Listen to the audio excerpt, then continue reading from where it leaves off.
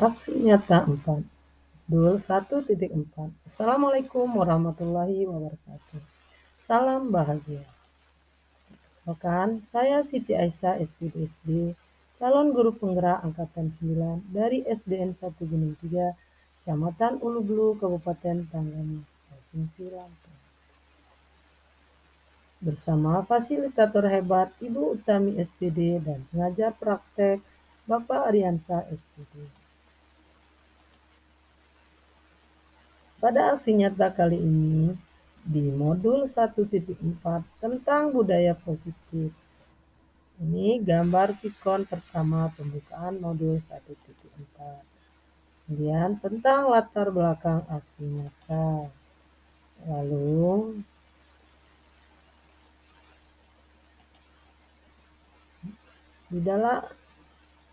pada modul ini calon guru penggerak mendapatkan materi tentang paket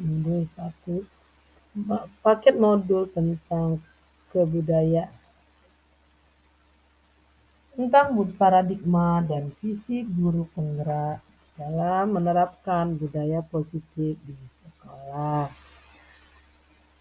Seorang pendidik yang bertanggung jawab sebagai guru menciptakan suatu lingkungan yang baik dari warga sekolah yang saling mendukung, saling memberi, menciptakan kebiasaan-kebiasaan baik. Dari kebiasaan-kebiasaan baik tumbuhlah menjadi karakter-karakter baik warga sekolah, dan pada karakter dari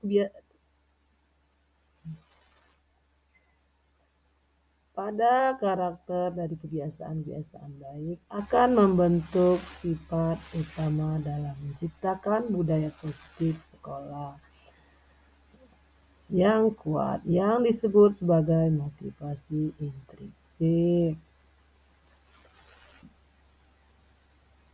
Kemudian,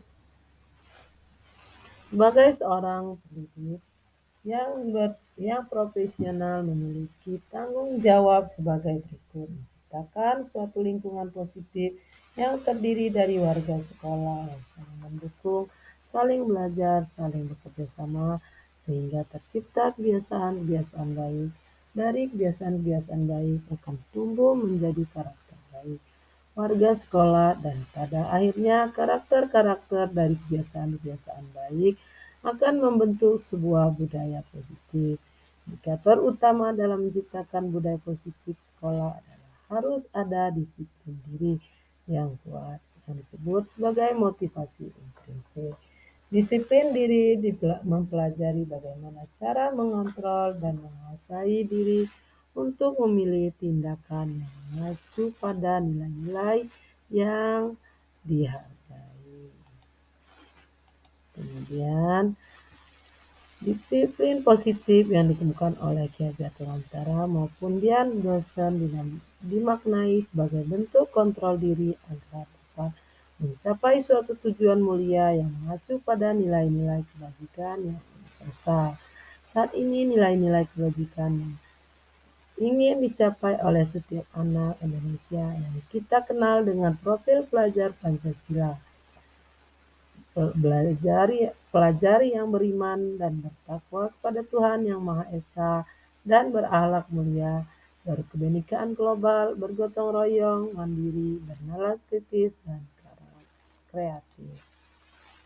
Kemudian disiplin positif berasal dari kata disiplin yang artinya belajar. Disiplin mengacu pada disiplin diri yang memiliki tanggung jawab terhadap apa yang dilakukannya berdasarkan nilai-nilai yang diyakini.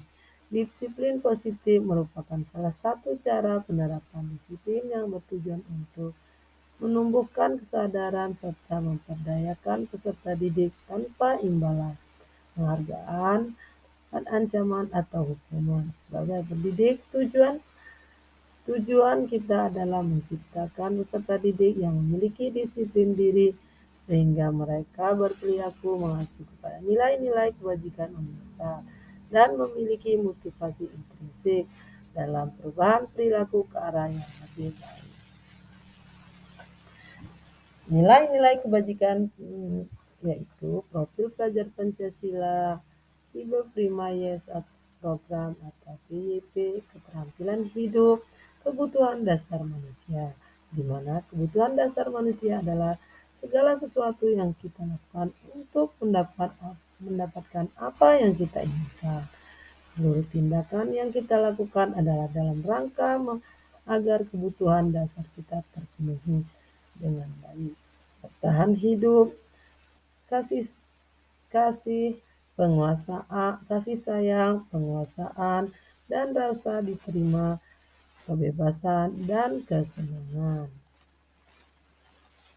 Kemudian tujuan aksi nyata adalah menciptakan murid yang mempunyai kesadaran diri dalam diri untuk memiliki disiplin positif, menumbuhkan budaya positif di sekolah dengan meyakini nilai-nilai kebajikan universal, meyakini kelas. Kemudian modul 1.4 ini adalah budaya positif, penyebaran pemahaman dan penerapan pengalaman budaya positif dengan Puji syukur marilah kita panjatkan kehadiran Allah Subhanahu wa taala yang mana telah memberikan kita hidayah, rahmah seperti yang kita rasakan pada saat ini. Selawat beriring salam, marilah kita sanjungan kepada junjungan kita Nabi besar Muhammad SAW. Kepada yang terhormat Bapak Kepala Sekolah atau yang mewakili, kepada yang terhormat Bapak Ibu Dewan Guru beserta stafnya, di sini izinkan saya akan memaparkan sedikit tentang budaya positif. Saya perkenalkan, saya Siti Aisyah SPD SD sebagai calon guru penggerak angkatan 9 yang akan memaparkan tentang budaya positif. Nah, yang pertama konsep inti budaya positif. Pertama, perubahan dari paradigma belajar. Yang kedua, disiplin positif. Yang ketiga, nilai-nilai kebajikan. Yang keempat, kebutuhan dasar manusia. Yang kelima, motivasi perilaku manusia. Yang keenam, posisi kontrol guru. Dan yang ketujuh, keyakinan kelas. Kedelapan, segitiga restitusi. Nah, ini ada gambaran sedikit tentang profil pelajar Pancasila. Kemudian, pembelajaran dengan paradigma baru merupakan pembelajaran yang dirancang berdasarkan prinsip pembelajaran berdiferensiasi, sehingga para peserta didik belajar sesuai kebutuhannya berdasarkan tahap pengembangan sesuai teori psikologi modern untuk mewujudkan profil pelajar Pancasila. Kemudian, miskonsepsi tentang teori kontrol. Pertama, ilusi guru mengontrol murid. Yang kedua, ilusi bahwa kritik dan membuat rasa bersalah mampu menguatkan karakter. Yang ketiga, ilusi bahwa semua penguatan positif, efektif, dan bermanfaat. Yang syukur marilah kita panjatkan kehadiran Allah Subhanahu wa taala yang mana telah memberikan kita hidayah, rahmah. Pemaksaan ada pada saat bujukan gagal. Nah, kemudian yang kedelapan, model berpikir menang kalah, masih berpikir seperti itu. Nah, itulah perbedaan stimulus respon. Kemudian teori kontrol. Pertama, realitas kebutuhan kita berbeda. Yang kedua, setiap orang memiliki gambaran berbeda. Yang ketiga, kita berusaha memahami pandangan orang lain tentang dunia. Yang keempat, semua perilaku memiliki tujuan. Yang kelima, hanya ada yang bisa mengontrol diri Anda. Yang keenam, Anda tidak bisa mengontrol orang lain. Yang ketujuh, kolaborasi dan kemampuan menciptakan pilihan-pilihan baru. Yang kedelapan, model berpikir menang-menang. Nah, yang selanjutnya disiplin positif. Ini saya akan memaparkan tentang disiplin. Disiplin berasal dari kata disiplin yang artinya belajar disiplin, mengacu pada disiplin diri yang memiliki tanggung jawab terhadap yang dilakukan berdasarkan nilai-nilai yang diyakini. Nah, disiplin positif merupakan salah satu cara penerapan disiplin yang bertujuan untuk menumbuhkan kesadaran serta memberdayakan peserta didik tanpa imbalan penghargaan, reward, ancaman, atau hukuman. Nah, sebagai pendidik, tujuan kita adalah menciptakan peserta didik yang memiliki disiplin diri sehingga mereka berperilaku mengacu kepada nilai-nilai kebajikan universal dan memiliki motivasi intrinsik dalam perubahan perilaku ke arah yang lebih baik. Selanjutnya, nilai-nilai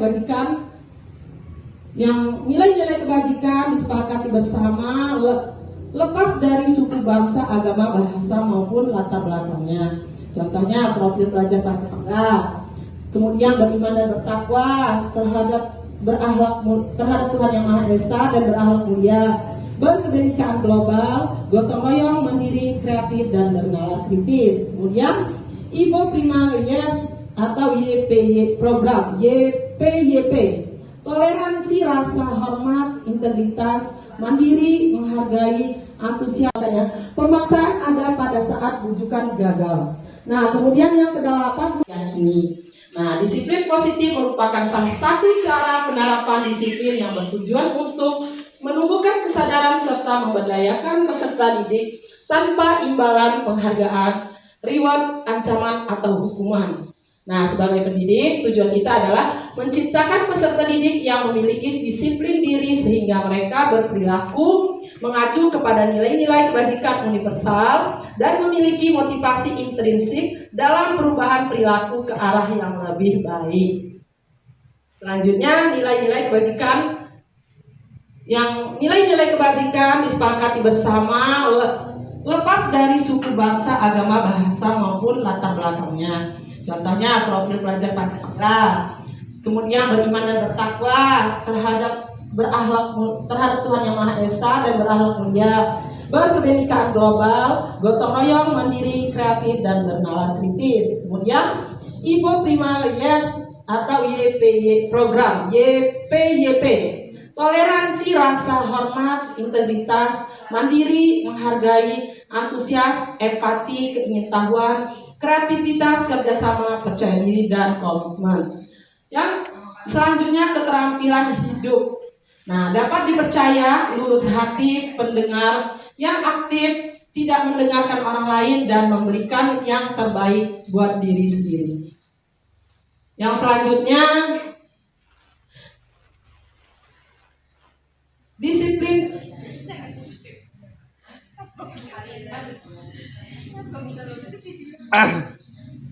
Nah, sekarang kebutuhan dasar manusia. Kita manusia ada 5 kebutuhan dasar ya. Pertama, kebutuhan dasar manusia adalah sesuatu yang kita lakukan untuk mendapatkan apa yang kita inginkan. Seluruh tindakan yang kita lakukan adalah dalam rangka agar kebutuhan dasar kita terpenuhi dengan baik. Nah, ini 5 kebutuhan dasar manusia. Pertama, kebutuhan bertahan hidup. Yang kedua, kebutuhan akan kasih sayang dan rasa diterima. Kemudian, penguasaan. Yang keempat, kebutuhan akan kebebasan. Yang kelima, kebutuhan akan kesenangan. Selanjutnya,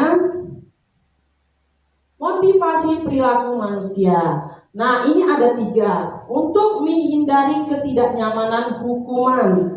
Nah, sekarang itu tidak ada lagi yang namanya hukuman, yang adanya keyakinan kelak. Yang kedua, untuk mendapatkan imbalan atau penghargaan dari orang lain. Yang ketiga, untuk menjadi orang yang mereka inginkan dan menghargai diri sendiri dengan nilai-nilai yang mereka percaya. Selanjutnya, hukuman. Hukuman tidak terencana atau tiba-tiba. Yang kedua, murid tidak tahu apa yang akan terjadi atau dilibatkan. Yang ketiga, bersifat arah. Yang keempat, berubah hukuman fisik atau psikis. Itu namanya hukuman ya. Nah, yang kedua, konsekuensi. Pertama, terencana, disepakati atau sesuatu peraturan. Yang kedua, murid tetap berbuat tidak nyaman. Yang ketiga, sikap guru selalu memonitor murid. Nah, yang selanjutnya, restitusi. Proses menciptakan kondisi bagi murid untuk memperbaiki kesalahan. Yang kedua, proses kolaborasi yang mengajarkan murid untuk mencari solusi sendiri. Nah, ini nih masalah ketiga ini Pak, yang dulu yang terbiasa adalah hukuman. Nah, kemudian konsekuensi. Sekarang kita dituntut untuk berubah menjadi restitusi. Karena hukuman dan konsekuensi itu tidak diperbolehkan lagi. Atau lebih baik kita membiasakan budaya positif yang membuat anak itu tadi menimbulkan rasa nyaman, senang. Bukan, kalau hukuman kan rasa dendam, benci. Itu berbeda dengan restitusi. Pak, kita menyelesaikan masalah tanpa menimbulkan suatu masalah. Lanjut. Nah, kemudian presentasi. Ya, ini hukuman membuat merasa bersalah teman dan pemantau. Ini benar seperti tadi. Ada tingkat hukuman pembuat anak merasa bersalah. Nah, kemudian kita bersifat terhadap anak sebagai teman. Kemudian sebagai pemantau. Nah, yang dianjurkan sekarang adalah sebagai manajer. Maka anak tadi dia merasa dendam dan benci. Dia merasa mengoreksi diri, ternyata aku tidak baik seperti ini. Saya tidak menghargai apa yang ada di keyakinan kelas, jadi saya harus berubah. Jadi mereka merasa senang, makanya hukuman diadakanlah manajer. Nah, kemudian contoh penerapan 5 posisi kontrol guru. Pertama, ini seperti kasus anak tidak memakai seragam. Nah, kalau dulu kita hukum, ayo nak berdiri. Nah, sekarang tidak boleh lagi. Kita buat anak itu tadi dipanggil, ditanya apa inti permasalahan mereka, agar mereka berubah dengan tidak terpaksa. Lanjut, Pak. Iya, Bo. Nah, seperti dengan cara kayak mana? Seperti ini, kalau posisi teman, ayo dong ikut aturan sekolah, tolong bantu ibu, ya sekali ini saja. Ya sudah, tidak apa-apa, lain kali jangan sampai berbuat seperti ini lagi ya nak. Itu contoh kita sebagai teman. Kemudian sebagai pemantau ya, seperti itu. Nah, lanjut Pak. Nah, yang terakhir ini contoh penerapan 5 posisi kontrol sebagai manajer. Apakah kamu tahu nak kesalahanmu? Nah, dia bertanya, dia berkata, menjawab apa kesalahan mereka. Nah, kira-kira bagaimana kamu memperbaiki kesalahanmu? Nah, itu kan pertanyaan seorang manajer yang ini. Nah, disiplin positif merupakan salah satu cara penerapan disiplin. Kemudian pembentukan keyakinan kelas pada anak kelas 5A. Warahmatullahi wabarakatuh. Waalaikumsalam warahmatullahi wabarakatuh.